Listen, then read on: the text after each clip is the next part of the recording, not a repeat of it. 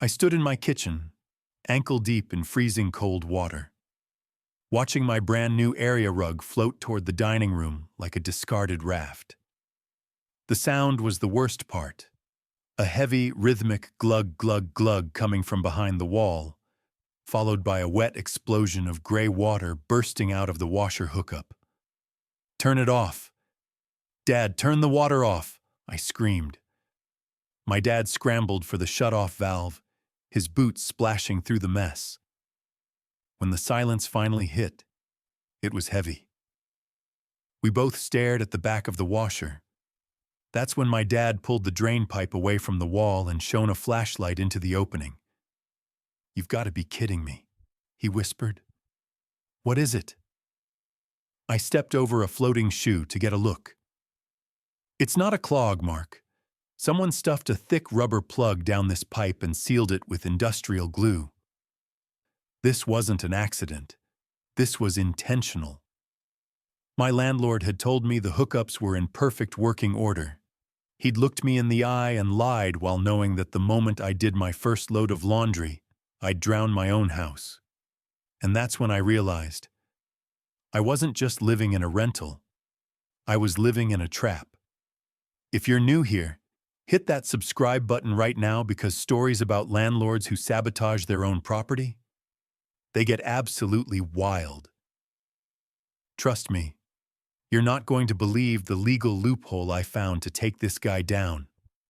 Stick around, because the revenge is worth every second. 6 months earlier, I thought I'd found the perfect starter house. It was a small 2-bedroom bungalow with a tiny yard and a porch that needed a little love. The landlord, a guy named Miller, was a no-nonsense type. Or at least, that's how he described himself. "I don't provide appliances," Miller told me during the walkthrough. He jingled a heavy set of keys in his pocket, the sound echoing in the empty, cold rooms. "Too many thieves in this neighborhood.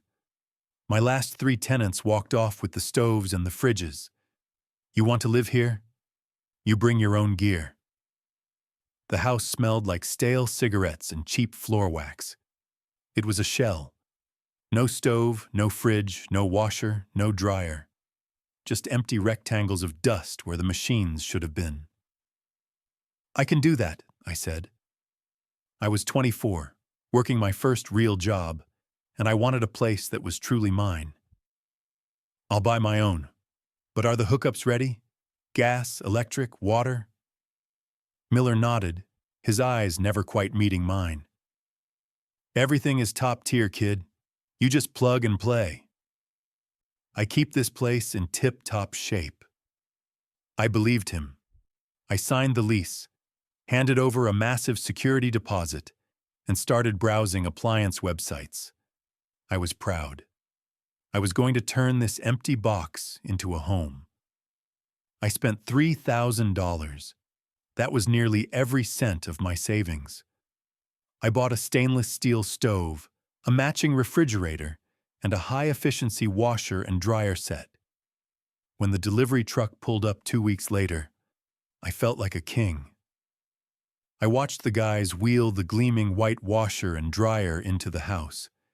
They looked so out of place against the yellowed linoleum of the kitchen, like diamonds in a coal mine. "You got the hookups ready?" one of the delivery guys asked. He was wiping sweat from his forehead with a dirty rag. "Landlord said they're good to go," I replied. "Cool. We don't do the plumbing, though. We just drop them. You'll need to connect the hoses yourself." I called my dad. He's the kind of guy who has a tool for everything and a solution for nothing. "I'll be there Saturday, Mark," he said. "We'll get you up and running. Don't touch anything until I get there. Plumbing is a fickle beast." I spent that Friday night just staring at the machines. I could smell the new scent, that mix of plastic and fresh metal. I felt like I'd finally made it. Saturday morning, before my dad arrived, I saw Miller outside. He was leaning against his truck, watching me through the front window. I walked out to the porch, feeling a bit of pride. Got the washer and dryer delivered yesterday, I told him. Miller spat a sunflower seed shell onto my lawn. Right. Big spenders. Huh? I just wanted to double-check one last time. The drain pipe and the water lines are all set. I'm having my dad help me hook them up this morning. Miller didn't even blink. He adjusted his baseball cap and gave me a thumbs up. I told you, kid. Everything's in working order. I checked the pipes myself last week. You're all set. Great. Thanks, Miller. Just don't make a mess, he grumbled as he climbed into his truck. I hate cleaning up after tenants who think they're plumbers. I watched him drive away. There was something in the way he said plumbers, a little sneer in his voice. I brushed it off. I thought he was just being a grumpy old man. I didn't realize he was actually enjoying the fact that he'd set a ticking clock in my kitchen. My dad arrived at 10 a.m. with a heavy red toolbox. We spent the first hour getting the fridge leveled and the stove connected. Then, we moved to the washer. Okay, Dad said, grunting as he slid the washer toward the wall. Hoses are tight, cold to cold, hot to hot. Now for the drain. He picked up the thick corrugated hose from the back of the washer. He glanced at the wall, where a white PVC pipe stood about 3 feet off the ground. Looks standard, Dad muttered. He took a wrench and tightened a bracket, his knuckles white from the effort. Everything looks clear. You ready for the maiden voyage? Let's do it. I grabbed a load of towels, the ones I'd used to clean the dust out of the cupboards. I tossed them in, added the detergent, and hit the start button. The machine hummed to life. We stood there for a minute, listening to the sound of the water filling the drum. It was a satisfying, domestic sound. I'm going to go grab a coffee while the cycle runs, Dad said, wiping his hands on his jeans. Keep an eye on it for 5 minutes. If there's a leak, it'll happen early. I nodded, leaning against the counter. I watched the little digital timer count down. Everything seemed perfect. The machine was quiet. The floor was dry. Then the rinse cycle started. That was when I heard the first pop. The pop was followed by a sound like a pressurized hose hitting a tarp. I looked down, and water was already beginning to swirl around the legs of the washer. It wasn't a slow leak. It was a surge. Dad, get back here, I yelled. But the water was already rushing across the linoleum, heading straight for the transition to the dining room hardwood. I lunged for the washer, trying to find the cancel button, but my feet slipped. I went down hard on one knee, the cold water soaking through my jeans instantly. The machine was vibrating violently now, still trying to pump out gallons of water into a pipe that refused to take it. By the time my dad sprinted back into the kitchen, the water had reached the baseboards. It was gray, soapy, and smelled faintly of old iron. The shut-off, Dad roared. He dove behind the machine, his shoulder pinning against the wall as he fumbled for the valves. I can't reach it. The machine is too heavy. I've got it. I grabbed the side of the unit, my muscles straining as I pulled the 300-pound machine just enough for him to get his arm back there. With a final, desperate twist, the water stopped. But the damage was done. My kitchen was a lake, and the water was already disappearing into the cracks of the floorboards, headed for the subfloor. We spent the next hour with every towel I owned and a shop vac I borrowed from the neighbor. My back ached, and my hands were prune-like from the soapy water. Once the floor was relatively dry, my dad went back to the wall. This doesn't make sense, Mark, he said, kneeling by the drain pipe. A clog would have caused some backup, but this was like hitting a brick wall. He pulled a pair of long-handled pliers from his belt. He reached deep into the PVC pipe, grunting as he gripped something. With a sharp tug, he pulled his hand back. Clamped in the pliers was a heavy black rubber plug. It was thick, the kind used to seal pipes during major construction. But this one was covered in a layer of clear, hard adhesive. "Someone glued this inside the pipe," Dad said, his face hardening. "They didn't just cap it, they sabotaged it. If you put a hose in here, it looks clear for the first 6 inches. But the moment you have a high-volume discharge, boom." "Miller told me he checked these pipes last week," I whispered. I felt a cold chill that had nothing to do with the water. "He knew I was hooking up a washer today. He watched me do it, I didn't wait." I grabbed my phone and called Miller. He picked up on the second ring. "What now?" he barked. I could hear a television blaring in the background. "Miller, the kitchen is flooded. The washer drain was plugged with a rubber stopper. You told me the hookups were working." "They were working when I left," Miller shouted back. "What did you do? Did you drop something down there?" "I told you kids don't know anything about plumbing." "It was glued, Miller. My dad is here. He just pulled the plug out. It was intentional." "Oh, so now your dad is a licensed plumber?" Miller let out a harsh, mocking laugh. "Listen to me, Mark. You touched my pipes. You messed with the infrastructure of my house. Anything that happened is on you. And you better hope that water didn't ruin my hardwood, or I'm coming for your deposit. You lied to me." I was shaking now, my voice echoing in the empty, damp kitchen. "I didn't lie about anything. You probably broke it yourself and now you're looking for a handout. Don't call me again unless you're ready to pay for the damages." He hung up. I stared at the phone, feeling like the walls were closing in. He wasn't just a bad landlord. He was a predator. The flood was just the beginning. 2 days later, the kitchen sink stopped draining entirely. I didn't even bother calling Miller this time. I knew what he'd say. My dad came back over, pulled the U-bend under the sink, and found it packed with what looked like industrial paper towels.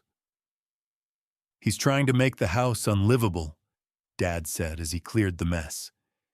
"He wants you to pay for repairs that he's causing."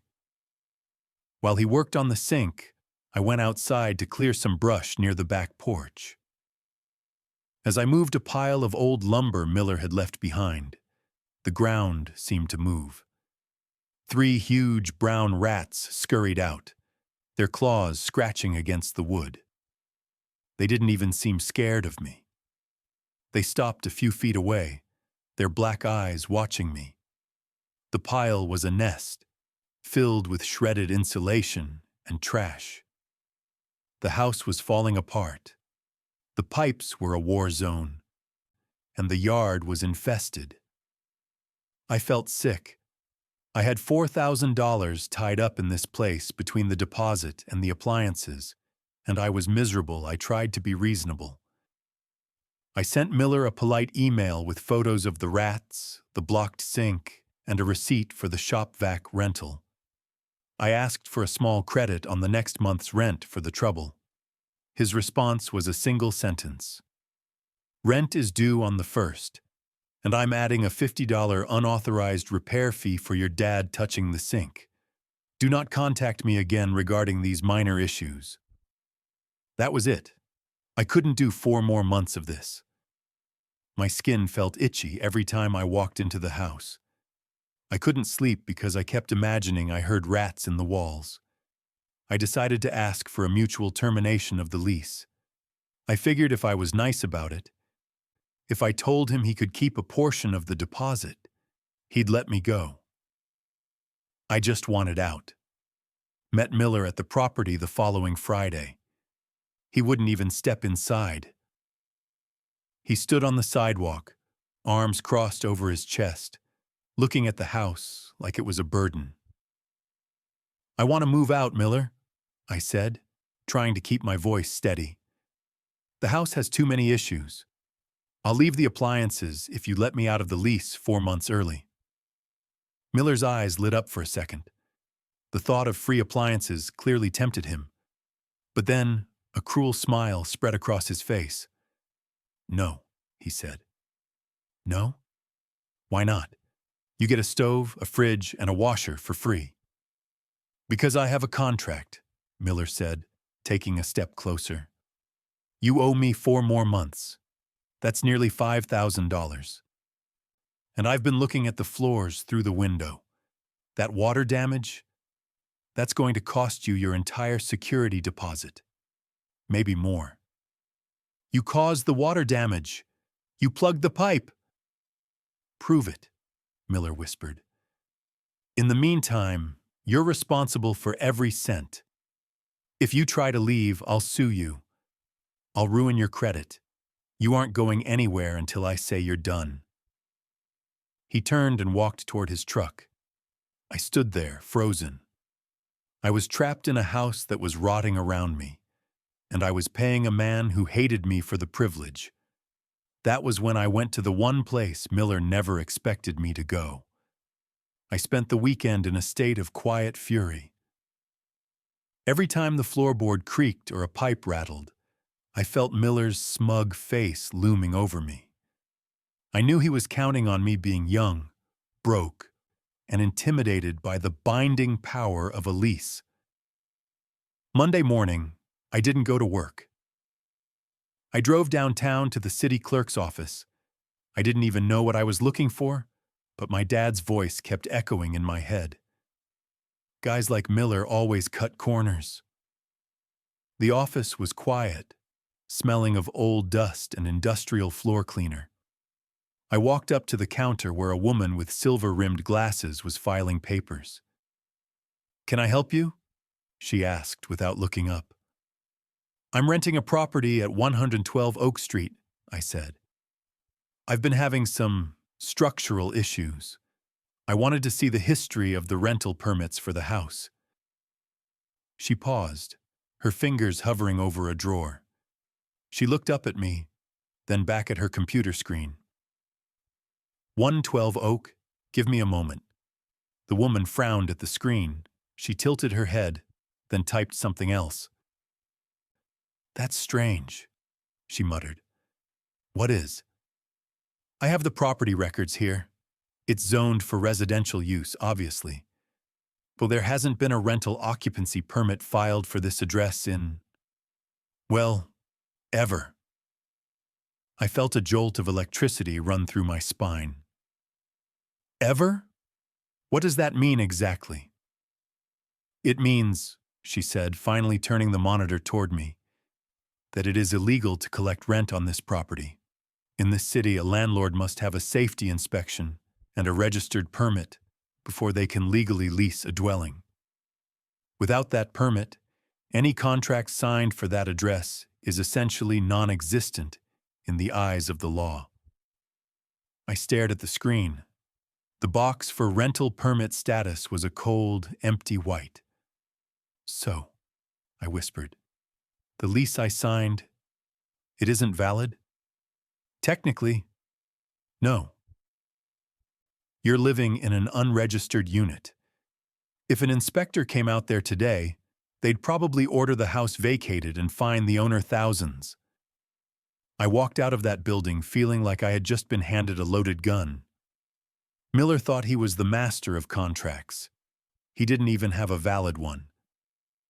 I didn't call Miller, not yet. I went back to the house and sat at my kitchen table with a calculator and every receipt I'd saved since moving in. If the lease was void, I wasn't a tenant in default. I was a victim of a fraudulent rental. I started a spreadsheet. Furnace filters, $45. Light bulbs for the porch, $20. Plumbing snake, $35. Cleaning supplies for the flood, $110. Shop vac rental, $65. I even added the 4 hours of labor my dad spent fixing the sink, calculated at a professional plumber's rate. I was going to account for every single cent that had left my pocket and entered his trap. "You want to play by the book, Miller?" I muttered, hitting the total key. Let's read the whole book. The final number was nearly $2,000, not including my security deposit. I felt a surge of adrenaline. I wasn't just getting my deposit back. I was going for a full refund on his negligence. I spent 3 hours drafting the email. It had to be perfect. Too angry, and he'd think I was bluffing. Too soft, and he'd try to bulldoze me again. I used the petty but professional tone. "Dear Mr. Miller," I began. "Regarding our conversation on Friday, I have conducted an investigation into the legal status of the property at 112 Oak Street. According to city records, this property lacks a valid rental occupancy permit. As you are aware, renting an uncertified dwelling is a violation of City Code Section 402. I felt a smile tugging at the corners of my mouth as I typed the next part. As the lease is legally null and void, I will be vacating the property effective immediately. I expect a full refund of my security deposit, $1,500, plus reimbursement for all maintenance costs incurred due to the lack of habitable conditions, $850. If these funds are not received by Wednesday, I will be forwarding my file, including photos of the rat infestation and the sabotaged plumbing, to the building inspector and the district attorney's office." I hit send at 4 p.m. on Monday. Then I waited. I sat on my porch, watching the street. Part of me expected Miller to come screaming down the block in his truck, hammer in hand. I kept my phone ready to record and my dad on speed dial. An hour went by. 2. The sun started to set, casting long, orange shadows across the overgrown yard where the rats lived. At 6:45 p.m., my phone buzzed. It was an email notification. My heart hammered. I opened it. It was a single line from Miller's personal account. "We need to talk. I'm coming over now." "No, we don't," I said to the empty street. I typed back a 3-word response. "Communicate via email." 5 minutes later, my phone started ringing. It was Miller. I let it go to voicemail. He called again and again. On the 4th try, he left a message. His voice was different. The sneer was gone. The arrogance had been replaced by a high-pitched, frantic edge. "Mark, listen. Let's not involve the city. Those guys they're difficult to work with." I didn't realize the permit had expired. "It's a misunderstanding. Look, you want to leave? Fine. You can leave. We'll call it even. You don't owe me for the 4 months." I listened to the message twice. He was scared. He wasn't just worried about the permit. He was worried about the sabotaged plumbing part of my email. If an inspector found that rubber plug, Miller wouldn't just be losing a permit. He'd be looking at criminal charges for endangering a tenant. I went back to my laptop. "Even is not an option," I typed. "I want the full balance mentioned in the previous email. I will be out by June 15th. I will not be paying rent for June. Confirm by midnight, or the inspector gets the file." The power had shifted, and I was going to enjoy every second of his silence. Hold on. Before we get to the moment Miller's bank account starts crying, I have to ask, was I being too petty? I mean, I charged him for light bulbs and my dad's professional time. Drop a comment below. Are you team get every penny or team just get out? And if you've ever caught a landlord in a lie like this, smash that like button so I know I'm not alone. Now, let's watch him squirm. Midnight was approaching. I sat in my darkened living room, the only light coming from the blue glow of my laptop screen. The house was silent, except for the occasional scuttle of a rat in the crawl space. Usually, that sound made my skin crawl. Tonight, It just reminded me of the evidence I had against him. At 11:42 p.m., the notification popped up. Fine. I'll have the money for you, but I want a signed release saying you won't report anything to the city. I'll bring the paperwork tomorrow. I let out a breath I didn't know I was holding. He was cracking. He was desperate to keep his illegal empire off the town's radar. But I wasn't signing anything until I saw the color of his money. The next morning, Miller's truck pulled up. He didn't jump out with his usual bravado. He climbed out slowly, looking like a man who hadn't slept in 48 hours. He was carrying a manila envelope. I met him on the porch. I didn't invite him in. Here, he snapped, shoving the envelope toward me. It's a check for the deposit and your maintenance list, and the release form. I opened the envelope. The check was there. $3,350. My heart soared, but I kept my face like stone. I pulled out his release form. It was a mess of legalese he'd clearly copied from the internet. I'm not signing this yet, I said. What? Why not? I gave you the money. The check hasn't cleared, Miller, and I'm not moving out until the 15th. I'll sign the release the moment I hand you the keys to an empty house. Not a second before. Miller's face went that familiar shade of purple. You're pushing it, kid. I could still make things hard for you. With what? An illegal lease for an unpermitted house? I leaned against the porch railing. By the way, I took a closer look at the furnace while I was changing that $45 filter. The exhaust vent is rusted through. That's another major code violation. Would you like me to add that to my report, or are we sticking to the current deal? He stared at me, his jaw working back and forth. He realized right then that I wasn't the clueless kid anymore. I was the one holding the clipboard now.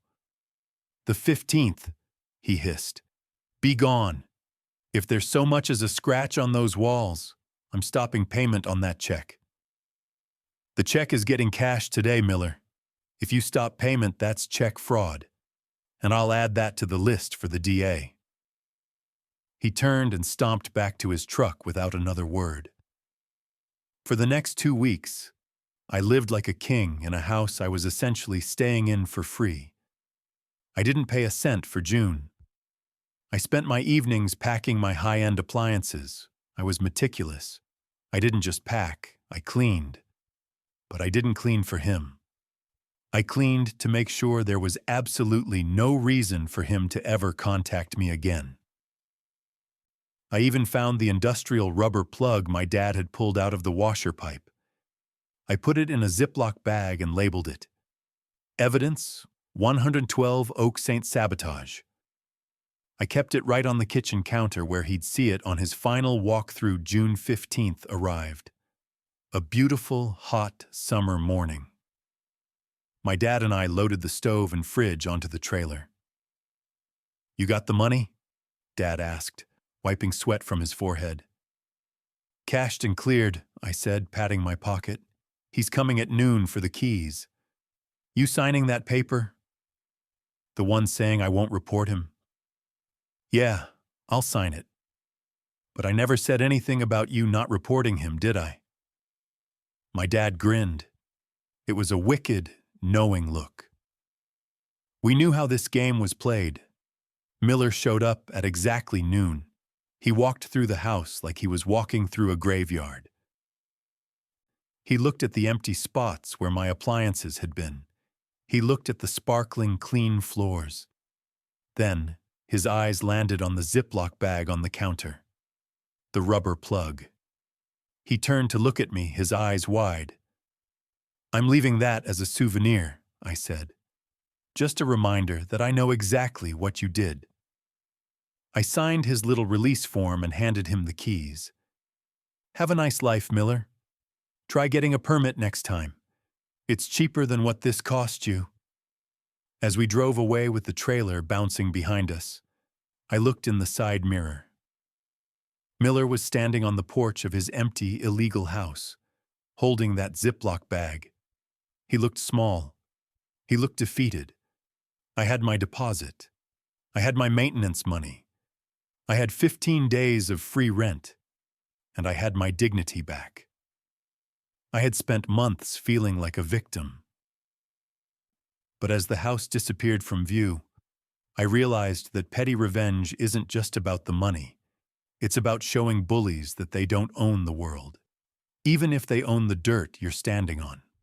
A few weeks later, I heard through a friend that a city vehicle was seen parked outside 112 Oak Street. Apparently, someone had called in an anonymous tip about structural concerns and unauthorized rentals. I don't know if it was the neighbor, or if the clerk at the office did her own follow-up, or if a certain unlicensed plumber made a phone call. All I know is that the house stayed empty for a long, long time. Miller had to pay to bring it up to code before he could ever list it again. The cost of the repairs, the permits, and the back fines likely cost him 10 times what he tried to steal from me. And that is why you always check for a rental permit.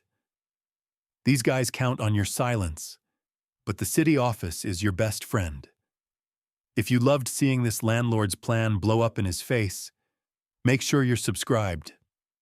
We've got more stories of scammers and bullies getting exactly what's coming to them every single week. Drop a comment. Should I have kept the money and reported him anyway? Or was the petty but professional email enough? Let me know, and check out this next video on your screen for an even crazier revenge story. Catch you in the next one.